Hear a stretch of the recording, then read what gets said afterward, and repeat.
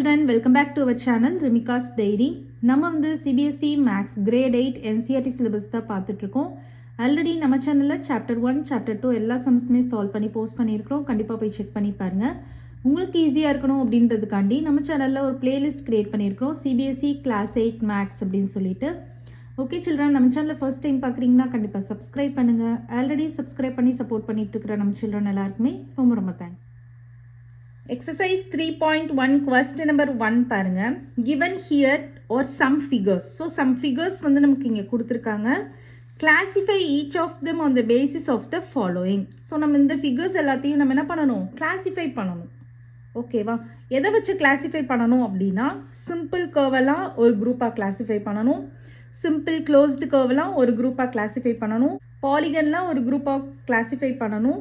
Convex polygon எல்லாம் ஒரு குரூப்பாக கிளாஸிஃபை பண்ணணும். கான்கேவ் பாலிகன்லாம் ஒரு குரூப்பாக கிளாஸிஃபை பண்ணணும். ஸோ அதெல்லாம் நம்ம கிளாஸிஃபை பண்ணுறதுக்கு ஃபர்ஸ்ட் ஆஃப் ஆல் இந்த டேர்ம்ஸ்லாம் என்ன அப்படின்றது நமக்கு தெரிஞ்சிருக்கணும். ஓகேவா? ஸோ ஆல்ரெடி நான் வந்து இதை டீட்டெயில்டாக வந்து உங்களுக்கு இன்ட்ரடக்ஷன் பார்ட்டில் வந்து ஷேர் பண்ணியிருக்கிறேன். ஸோ இந்த வீடியோ வந்து பார்க்காதவங்க கண்டிப்பாக போய் செக் பண்ணி பாருங்கள். ஓகேவா? இப்போ நம்ம ஃபாஸ்ட்டாக இருக்க வந்து ரீகேப் பார்த்துக்கலாம். ஃபஸ்ட்டு சிம்பிள் கர்வ்னா என்னது? ஃபஸ்ட்டு கர்வ்னா என்னது? நம்ம ஏதாவது ஒரு ஃபிகரை வந்து பென் எடுக்காமல் நம்ம ட்ரா பண்ணுறோம் அப்படின்னா அது கர்வ். சிம்பிள் கர்வ்னா என்னது? பென் எடுக்காமையும் நம்ம ட்ரா பண்ணணும். அட் த சேம் டைம் அதில் எந்த க்ராஸும் இருக்கக்கூடாது. No cross. ஸோ கிராஸ் இருக்கக்கூடாது.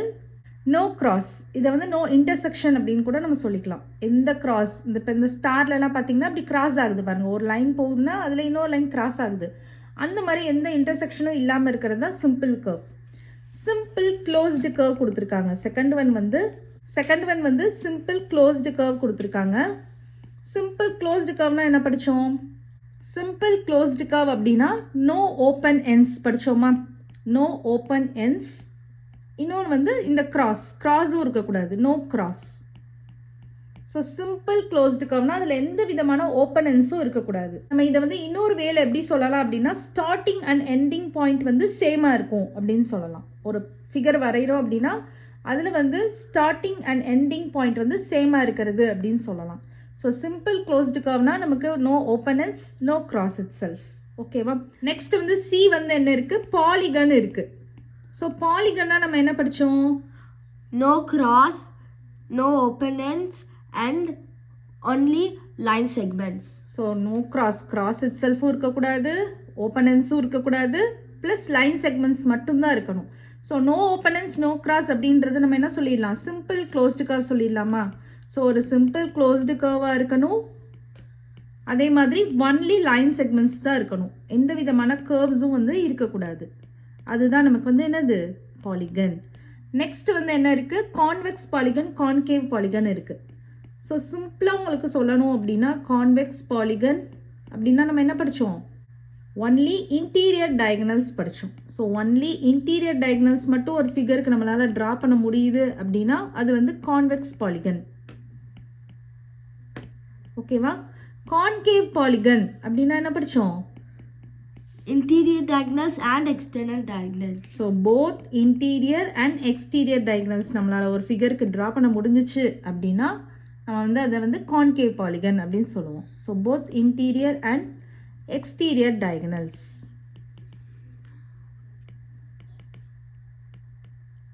ஓகேவா? இப்போ வந்து நம்ம கொடுத்துருக்கிற ஃபிகரை கிளாஸிஃபை பண்ணலாம். ஃபர்ஸ்ட் வந்து இந்த ஃபிகர் கொடுத்துருக்காங்க. இது வந்து சிம்பிள் கர்வ். ஃபர்ஸ்ட் வந்து நம்ம சிம்பிள் கர்வுக்கு கிளாஸிஃபை பண்ணலாம். ஸோ சிம்பிள் கர்வ்னா நம்ம என்ன சொன்னோம்? நோ கிராஸ் இருக்கக்கூடாது. அதே மாதிரி நம்ம வந்து கை எடுக்காமல் வரைகிற மாதிரி இருந்துச்சு அப்படின்னா அது ஒரு சிம்பிள் கர்வ். ஓகேவா? ஸோ இதில் வந்து கிராஸ் இல்லை, கை எடுக்காமல் வரைகிற மாதிரி இருக்கான்னு பாருங்கள். ஸோ இப்படி ஒரு லைன் ட்ரா பண்ணுவோம், இப்படி ஒரு லைன் ட்ரா பண்ணுவோம், இப்படி ஒரு லைன் ட்ரா பண்ணுவோம், இப்படி ஒரு லைன் ட்ரா பண்ணுவோம், இப்படி ஒரு லைன் ட்ரா பண்ணுவோம். ஸோ கை எடுக்கவே தேவையில்லை, நம்ம பெண்ணை வந்து எடுக்கவே தேவையில்லை, அப்படியே நம்ம வந்து ட்ரா பண்ணிடலாம். அப்போது இது வந்து ஒரு சிம்பிள் கர்வ் அப்படின்னு சொல்லலாமா? ஸோ சிம்பிள் கர்வ் நமக்கு ஃபஸ்ட்டு ஏக்கு ஆன்சர் வந்து 1. நெக்ஸ்ட் ஃபிகர் பாருங்க. இது வந்து சிம்பிள் கர்வா அப்படின்னு பார்க்கலாம். ஸோ இந்த மாதிரி நான் ஸ்டார்ட் பண்ணி ட்ரா பண்ணுறேன். அப்புறம் இங்கே ஒரு லைன், இங்கே ஒரு லைன்.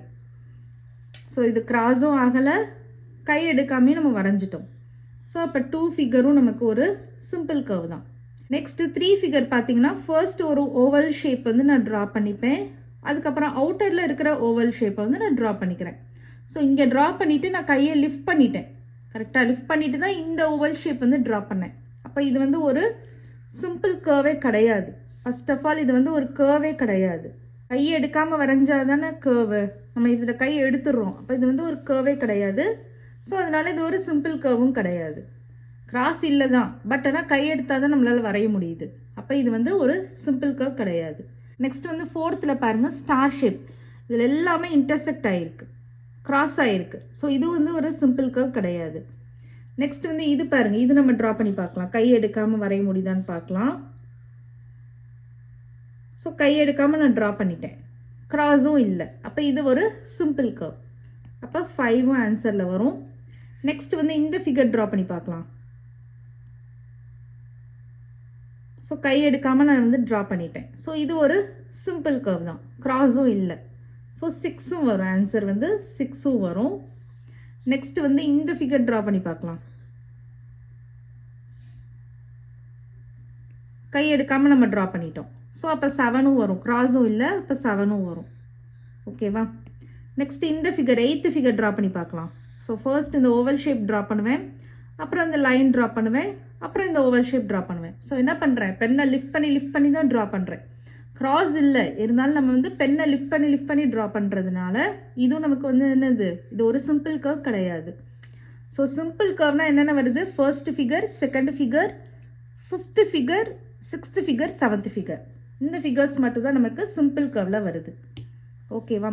நெக்ஸ்ட் நம்ம வந்து சிம்பிள் க்ளோஸ்டு கர்வை வந்து நம்ம கிளாஸிஃபை பண்ணலாம். ஸோ இதெல்லாம் எரேஸ் பண்ணிடலாம்.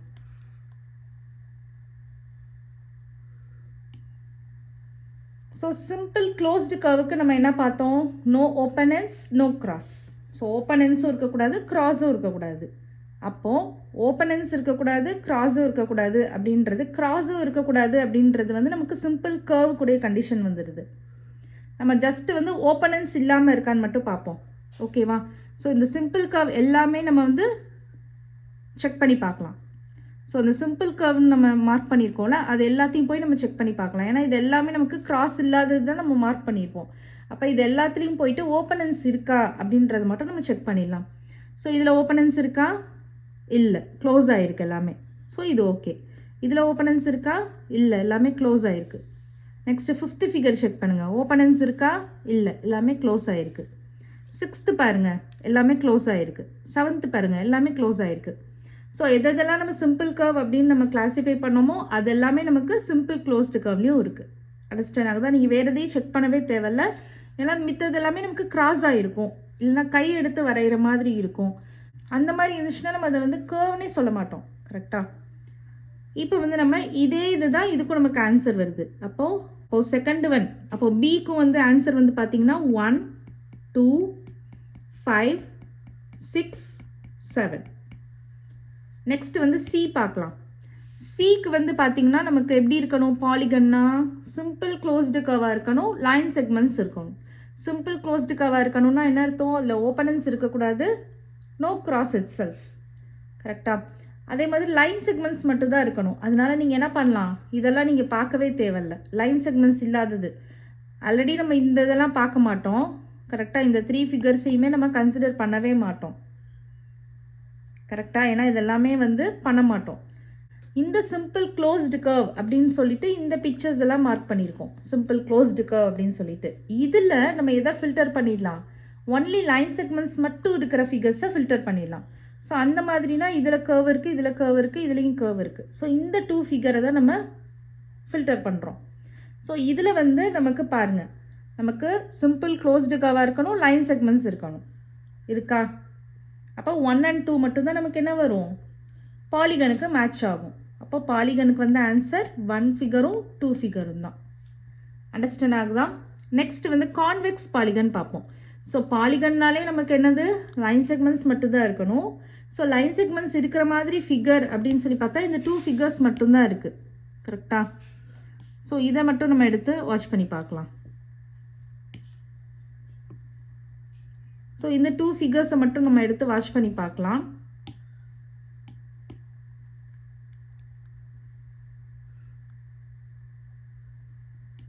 பார்க்குறப்போ டயகனல்ஸ் வந்து ட்ரா பண்ணி பாருங்கள்.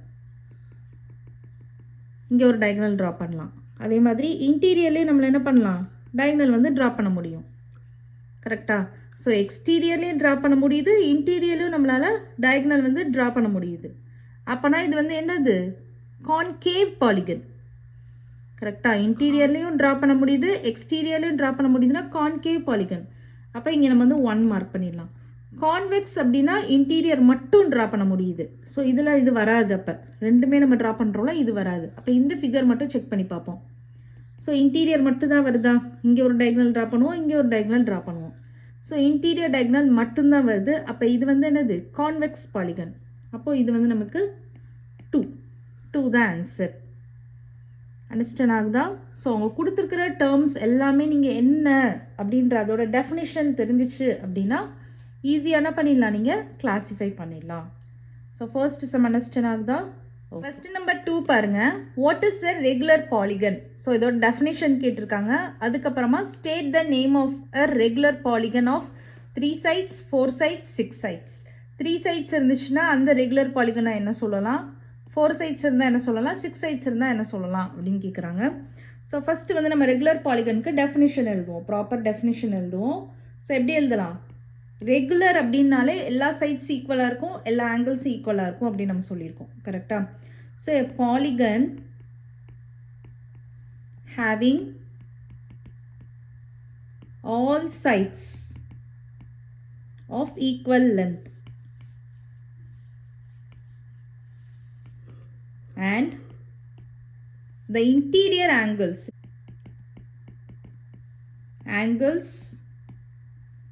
of equal size is known as regular polygon. Okay va? So a polygon having all sides of equal length and the interior angles of equal size is known as regular polygon. இது வந்து இவங்க கேட்டிருக்க இந்த கொஸ்டினுக்கு answer. What is regular polygon கேட்டிருக்காங்களா, அதுக்கு இந்த definition எழுதிருங்க. State the name of a regular polygon of 3 sides, 4 sides, 6 sides கேட்டிருக்காங்கல்ல, அதுக்கு வந்து ஃபர்ஸ்ட் 3 sides இருக்கு.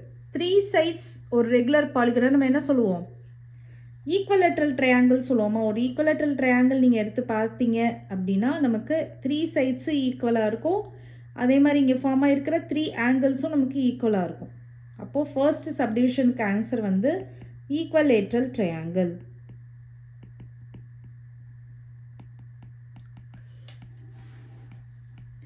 நெக்ஸ்ட் செகண்ட் வந்து என்ன கேட்டிருக்காங்க, 4 sides கேட்டிருக்காங்க. 4 sides வந்து பார்த்தீங்கன்னா ஸ்கொயர் எடுத்துக்கலாமா. ஸோ ஸ்கொயரில் வந்து பார்த்தீங்கன்னா எல்லா ஆங்கிள்ஸும் 90 டிகிரி இருக்கும். கரெக்டாக? அதே மாதிரி எல்லா சைட்ஸும் ஈக்குவலாக இருக்கும். அப்போ ஸ்கொயர் தான் நமக்கு 4 sides regular polygon. Next third subdivision பார்த்தீங்கன்னா 6 sides கேட்டிருக்காங்க. 6 sidesனாலே நமக்கு என்ன ஞாபகம் வரும், ஹெக்ஸகன் தான் ஞாபகம் வரும். ஸோ ரெகுலர் ஹெக்ஸகன் அப்படின்னு இருக்கிறப்போ நமக்கு எல்லா சைட்ஸும் ஈக்குவலாக இருக்கணும், எல்லா ஆங்கிள்ஸும் நமக்கு ஈக்குவலாக இருக்கணும். ஓகேவா? ஸோ 1 2 3 4 5 6 சைட்ஸ் ஈக்குவலாக இருக்கணும். அதே மாதிரி இங்கே ஃபார்ம் ஆகிருக்கிற ஆங்கிள் இருக்குல்ல, 6 ஆங்கிள்ஸும் ஈக்குவலாக இருக்கணும். அந்த மாதிரி இருந்துச்சுன்னா நமக்கு ரெகுலர் ஹெக்ஸகன் அப்படின்னு சொல்லலாம்.